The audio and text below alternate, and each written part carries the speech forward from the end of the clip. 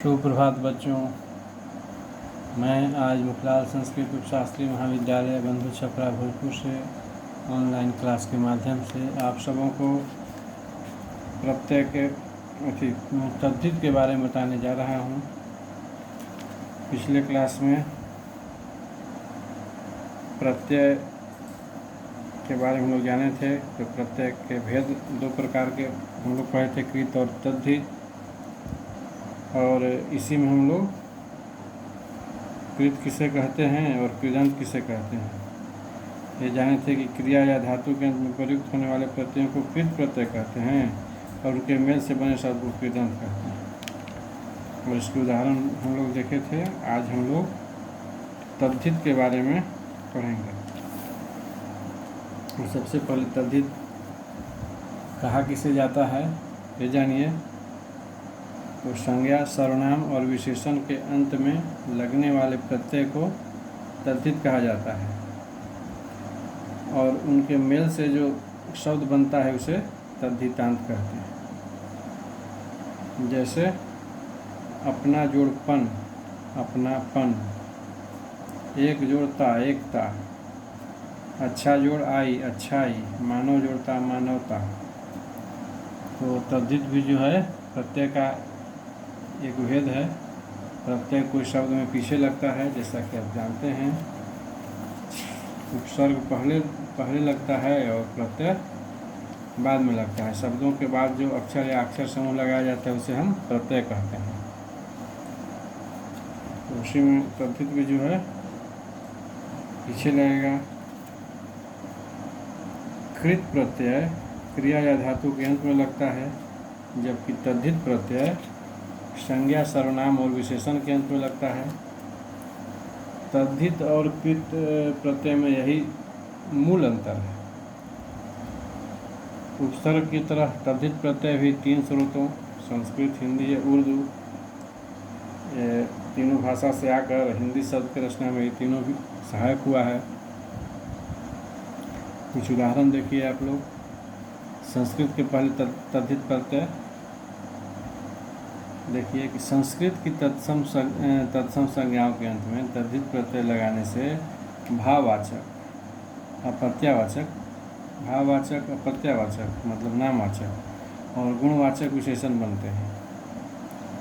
संस्कृत के तद्धित प्रत्ययों से बने जो शब्द हिंदी में विशेषतः प्रचलित है, उनके आधार पर संस्कृत के तद्धित प्रत्यय कुछ मुख्य कौन कौन है? अ, अक, आयन, इक, ईत, ईन, ईम, ईमा, इय, इल, इष्ट, दीर्घ, ईण, इय, उल, एय, क, चित, ठ, तन, त इत्यादि और बहुत सारे हैं। शब्दांश भी तद्धित प्रत्ययों के रूप में प्रयुक्त होते हैं। ये शब्दांश समास के पद हैं, जैसे अतीत, अनुरूप, अनुसार, अर्थ, आतुर, अर्थी, आढ़ है, आकुल, हीन, शाली, जन इत्यादि। अब अर्थ के अनुसार इन प्रत्ययों के प्रयोग के उदाहरण कुछ है। जैसे प्रत्यय अ है, संज्ञा विशेषण गुरु है, तो तद्धितांत होगा कौरव और वाचक होगा अपत्य। इसी प्रकार संज्ञा विशेषण शिव है, प्रत्यय अ है तो तद्धितांत होगा शैव, वाचक होगा संबंध वाचक। इसी प्रकार शिक्षा संज्ञा विशेषण है, तो प्रत्यय अक होगा अगर तो तद्धितांत होगा शिक्षक। वाचक कौन होगा? कर्तृवाचक। इसी प्रकार निशा संज्ञा विशेषण है, अप्रत्यय लगाइए तो तद्धितांत होगा नश, वाचक होगा गुणवाचक, संबंधवाचक। इसी तरह इसके बहुत सारे उदाहरण हैं। अब इन प्रत्ययों द्वारा विभिन्न प्रकार के वाचक संज्ञा और विशेषणों से विभिन्न वाचक संज्ञाओं और विशेषण के निर्माण के आधार पर हम लोग इसको देखें तो जातिवाचक से भाववाचक संज्ञा है। तो संस्कृत की तत्सम जातिवाचक संज्ञाओं के अंत में तद्धित प्रत्यय लगाकर भाववाचक संज्ञाएं बनती हैं। इसका उदाहरण तद्धित प्रत्यय ता है, संज्ञा अगर शत्रु है तो इसमें तद्धित प्रत्यय ता अगर लगाइएगा तो भाववाचक संज्ञा होगा शत्रुता। मनुष्य संज्ञा में तद्धित प्रत्यय त्व लगाइएगा तो भाववाचक संज्ञा होगा मनुष्यत्व। वीर संज्ञा में ता लगाइएगा तो भाववाचक संज्ञा होगा वीरता। अब व्यक्तिवाचक से अपत्यवाचक संज्ञा देखिए। अपत्यवाचक संज्ञा किसी नाम के अंत में तद्धित प्रत्यय जोड़ने से बनती है, जिसका उदाहरण कुछ ये है अपत्यवाचक का। जैसे व्यक्तिवाचक संज्ञा अगर वसुदेव है, इसमें तद्धित प्रत्यय अ जोड़िए तो अपत्यवाचक संज्ञा हो जाएगा वासुदेव। मनु व्यक्तिवाचक संज्ञा में अतद्धित प्रत्यय जोड़िए तो हो जाएगा अपत्यवाचक संज्ञा मानव।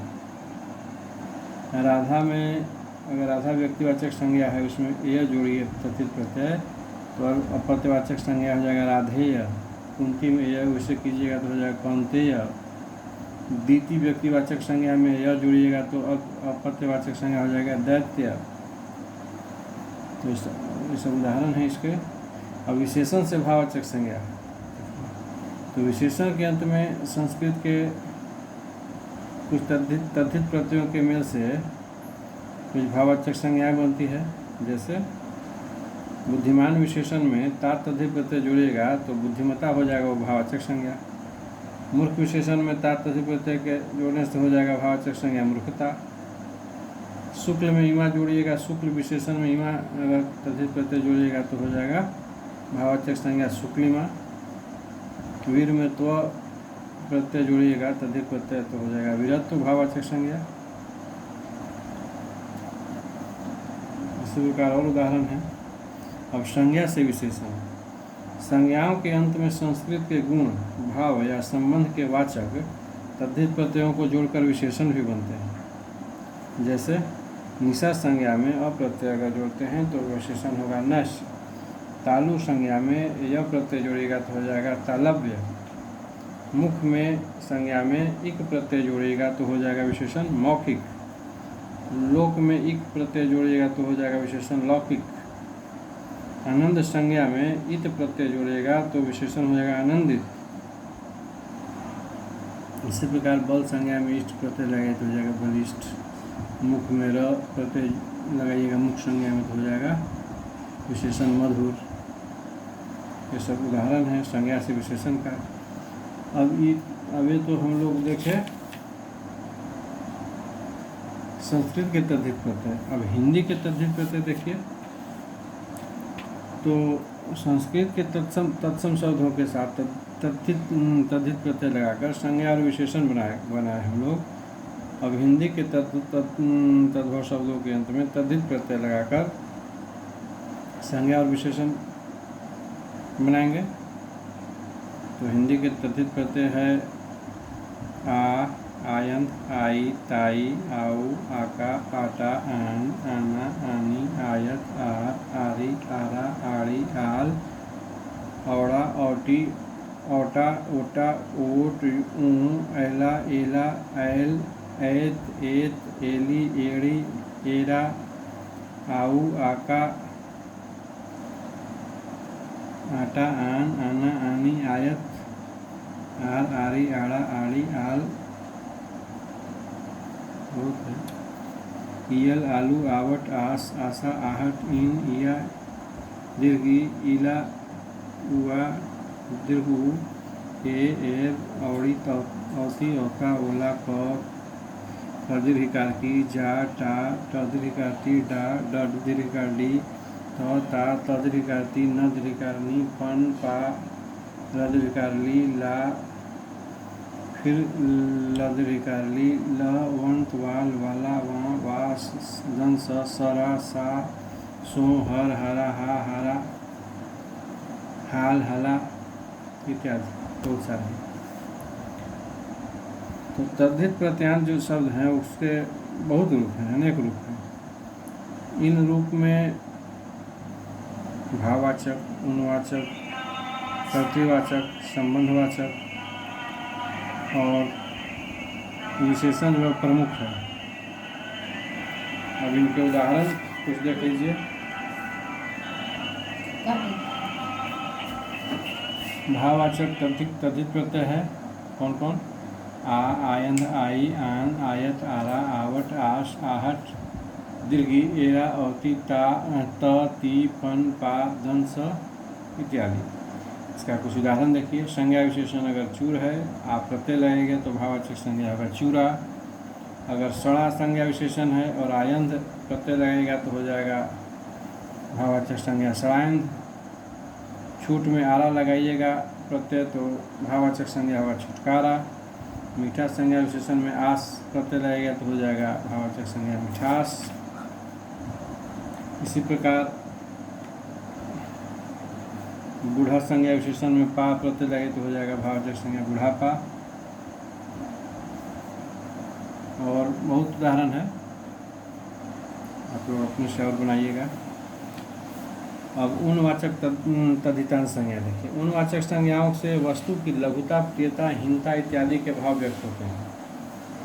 अब ई कौन कौन तद्धित प्रत्यय हैं उनवाचक में? तो आ, या, दीर्घी, ओला, क दीर्घकार की, टा, ट दीर्घकार टी, डा, ड दीर्घकार डी, र दीर्घकार ली, ल दीर्घकार ली, वा, सा इत्यादि। अब इसका उदाहरण देखिए। ठाकुर संज्ञा विशेषण, इसमें आप प्रत्यय लगाइएगा तो उनवाचक संज्ञा हो जाएगा ठकुरा। खाट में या लगाइएगा प्रत्यय तो उनवाचक संज्ञा हो जाएगा खटिया। सांप में संज्ञा विशेषण में अगर ओला प्रत्यय लगाइएगा तो उनवाचक संज्ञा हो जाएगा संपोला। टांग में टांग संज्ञा विशेषण में एड़ी प्रत्यय लगाइएगा तो उनवाचक संज्ञा हो जाएगा कुछ ही संज्ञा टंगड़ी। कोठा में रहेगा तो कोठरी। बच्चा में संज्ञा विशेषण बच्चा में वा अगर प्रत्यय लगेगा तो हो जाएगा उनवाचक संज्ञा बचवा। तो ये सब उदाहरण है उनवाचक तद्धितांत संज्ञा की। अब संबंधवाचक तद्धितांत संज्ञा देखिए। संबंधवाचक तद्धित प्रत्यय है, इसका कौन कौन है? हाँ, तो आल, हाल, ए, एरा, एल, औती, जा इत्यादि और है। तो संज्ञा के अंत में इन प्रत्ययों को लाकर संबंधवाचक संज्ञा बनाई जाती है। जैसे इसका उदाहरण संज्ञा ससुर है, आप प्रत्यय आल लगा दीजिए तो संबंधवाचक संज्ञा हो जाएगा ससुर आल। नाना संज्ञा में हाल प्रत्यय लगेगा तो हो जाएगा संबंधवाचक संज्ञा ननिहाल।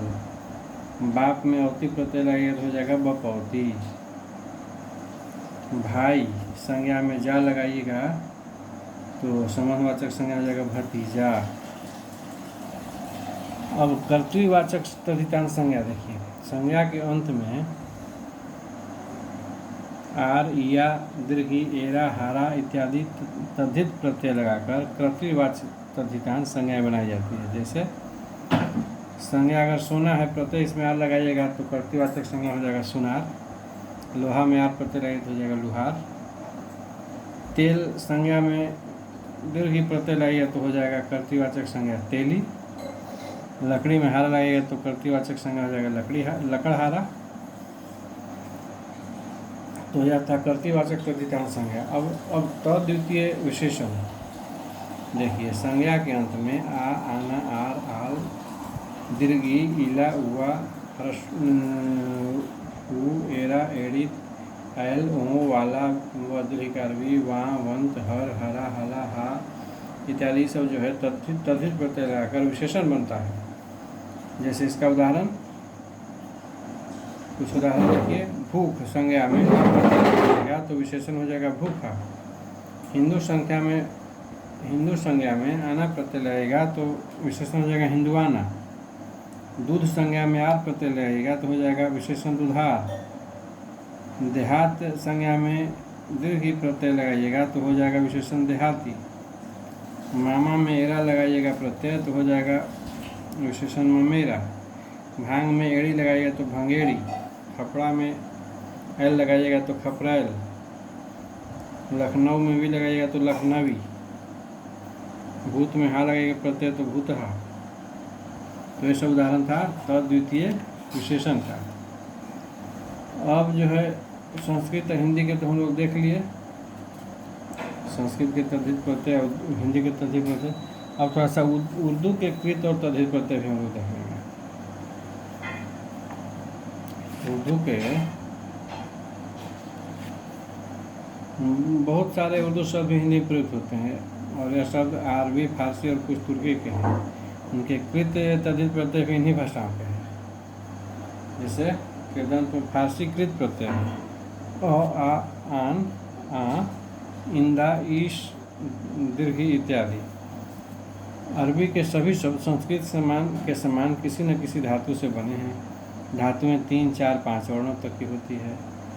धातुओं के वर्णों के मान माने वजन के अक्षर मूलाक्षर हैं और वे सभी कृदंत रूपों में पाए जाते हैं। इन मूलाक्षरों के अलावा कृदंत रूपों में धातु के कुछ और अक्षर जोड़ दिए जाते हैं जिन्हें अधिकाक्षर कहा जाता है।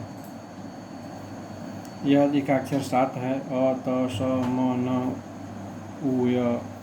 अधिकाक्षरों को याद करने का सूत्र है अति समन्वय। ये अधिकाक्षर ही अरबी के कृत प्रत्यय हैं। ये अधिकाक्षर धातु में आगे, पीछे, बीच में या मात्रा के रूप में कहीं भी लग जाते हैं। इन प्रत्ययों के आधार पर अरबी के कई भेद हैं।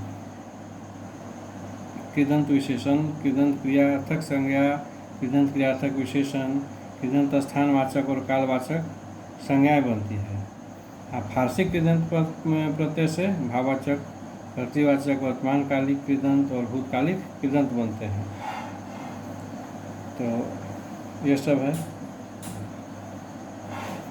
अब इसमें आगे अरबी के भी कुछ शब्द है कृत प्रत्यय, फारसी के भी कृत प्रत्यय है, संज्ञात्मक फारसी तद्धित प्रत्यय है।